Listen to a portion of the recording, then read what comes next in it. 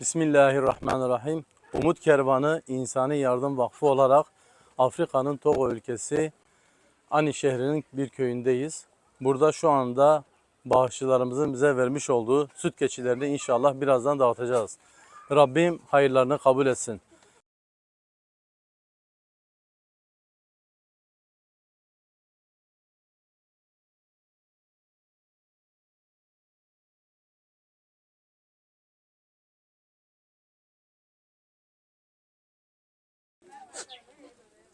Bismillahirrahmanirrahim. Umut Kervanı İnsani Yardım Vakfı olarak Afrika'nın Togo ülkesi Ani şehrinde gerçekleştirdiğimiz süt keçisi projelerimizde bağışçılarımızın bize vermiş olduğu süt keçilerini ailelerimize dağıttık. Rabbim kendilerinden razı olsun.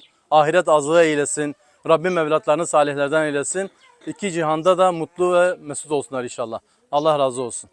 Allahümme zidna ve la tenkusuna.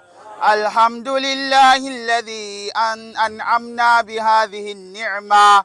Allahümme lekel hamdu ya Allah. Allahümme ehdina fîmen âteyn. Allahümme zidna ve la tenkusuna.